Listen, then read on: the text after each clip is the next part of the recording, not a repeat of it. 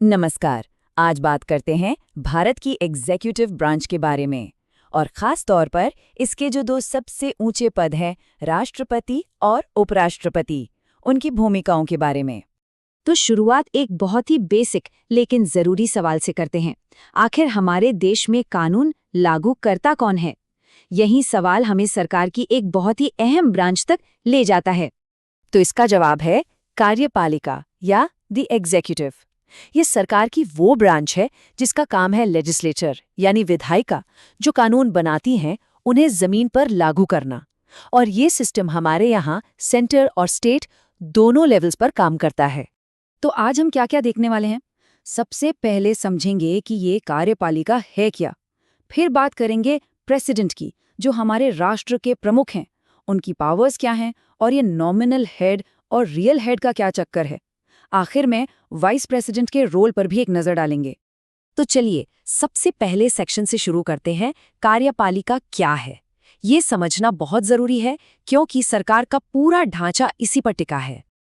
अब आते हैं भारत के सबसे बड़े पद पर, वो पद जो पूरे देश का प्रतीक है, हमारे राष्ट्रपति यानी राष्ट्र के प्रमुख। हमारे संविधान के हिसाब से प्रेसिडेंट को 3 बहुत बड़े टाइटल्स दिए गए हैं।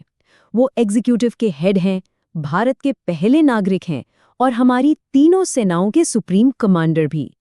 सुनने में तो ये बहुत ही पावरफुल लगता है ना? लेकिन ये चुने कैसे जाते हैं? देखिए, आम जनता सीधे प्रेसिडेंट के लिए वोट नहीं करती। इनका चुनाव एक इलेक्टोरल कॉलेज करता है। इसमें कौन कौन होता है? पार्लियामेंट के दोनों सदनों मतलब लोकसभा और राज्यसभा के चुने हुए सदस्य, और साथ में सभी राज्यों और दिल्ली पुडुचेरी की विधानसभाओं के चुने हुए सदस्य। तो ये एक इनडायरेक्ट इलेक्शन है।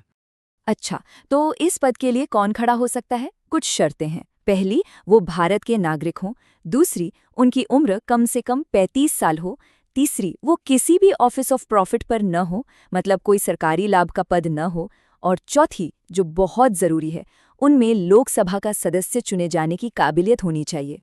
प्रेसिडेंट का कार्यकाल होता है 5 साल का। और एक छोटी सी लेकिन जरूरी बात, अगर उन्हें कभी इस्तीफा देना हो तो वो अपना इस्तीफा वाइस प्रेसिडेंट को सौंपते हैं। क्या प्रेसिडेंट को उनके पद से हटाया जा सकता है? हाँ, बिल्कुल। अगर ऐसा लगता है कि उन्होंने संविधान का उल्लंघन किया है तो पार्लियामेंट में महाभियोग यानी इम्पीचमेंट का प्रोसेस शुरू हो सकता है और इसी प्रोसेस के जरिए उन्हें पद से हटाया जा सकता है। तो चलिए अब जरा ये देखते हैं कि कागज पर प्रेसिडेंट के पास कितनी शक्तियां होती हैं। आते हैं हमारे तीसरे सेक्शन पर, राष्ट्रपति की शक्तियां। अब ये स्लाइड देखिए, ये बहुत दिलचस्प है। प्रेसिडेंट के पास अपॉइंटमेंट्स की बहुत बड़ी पावर है। वो प्रधानमंत्री को अपॉइंट करते हैं, फिर प्रधानमंत्री की सलाह पर बाकी मंत्रियों को, राज्यों के गवर्नर्स, सुप्रीम कोर्ट और हाई कोर्ट के जजों को, चीफ इलेक्शन कमिश्नर को और यहाँ तक कि कैग यानी कंट्रोलर एंड ऑडिटर जनरल को भी। मतलब देश के प्राय सभी बड़े पदों पर नियुक्ति राष्ट्रपति ही करते हैं। कानून बनाने के प्रोसेस में भी प्रेसिडेंट का एक बहुत ही अहम रोल है। देखिए, कोई भी बिल जब पार्लियामेंट के दोनों सदनों से पास हो जाता है तो वो कानून नहीं बनता। वो पहले प्रेसिडेंट के पास जाता है उनकी सहमति के लिए। अब प्रेसिडेंट या तो उस पे साइन कर सकते हैं या सिर्फ एक बार उसे कुछ सुझावों के साथ वापस भेज सकते हैं। लेकिन अगर पार्लियामेंट उस बिल को दोबारा पास कर दे, चाहे बदलाव के साथ या बिना बदलाव के, तब प्रेसिडेंट को उस पर साइन करना ही पड़ता है। इसके अलावा भी कुछ बहुत बड़ी शक्तियां हैं, जैसे क्षमादान की शक्ति। प्रेसिडेंट किसी की भी सजा, यहाँ तक कि मौत की सजा को भी माफ या कम कर सकते हैं। और सोचिए, उनके पास इमरजेंसी लगाने की भी पावर है, चाहे वो नेशनल इमरजेंसी हो, किसी राज्य में प्रेसिडेंट रूल हो या फिर फाइनेंशियल इमरजेंसी। ये सच में बहुत बड़ी शक्तियां हैं। अच्छा, इतनी सारी शक्तियों के बारे में जानने के बाद अब कहानी में एक ट्विस्ट आता है। हम पहुंचते हैं अपने चौथे सेक्शन पर, नाम मात्र बनाम वास्तविक प्रधान। यहाँ हम समझेंगे कि कागजी शक्ति और असली शक्ति में क्या फर्क है। तो अब आता है सबसे जरूरी पॉइंट। हमने देखा कि औपचारिक रूप से तो सारी शक्तियां राष्ट्रपति के पास है, परंतु वास्तविक शक्तियां प्रधानमंत्री एवं उसकी मंत्रिपरिषद में निहित होती हैं। बस ये एक लाइन पूरे खेल को बदल देती है। इसे ऐसे समझिए, दे जूरे और डे फैक्टो का फर्क।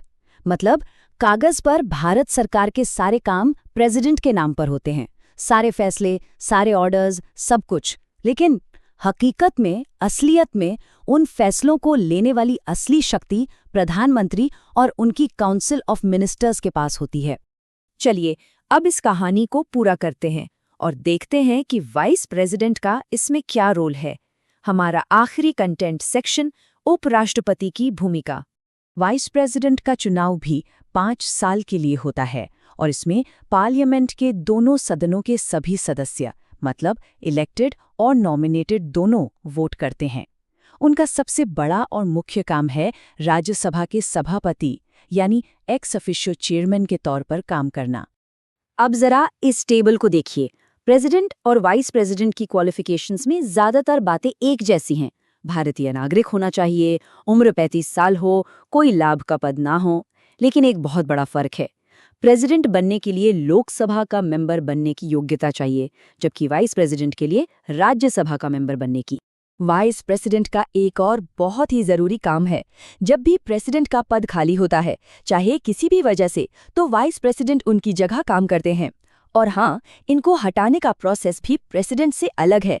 इसकी शुरुआत राज्यसभा से होती है और फिर उस प्रस्ताव पर लोकसभा की सहमति चाहिए होती है। और अब आखिर में एक सवाल जिस पर सोचने की जरूरत है।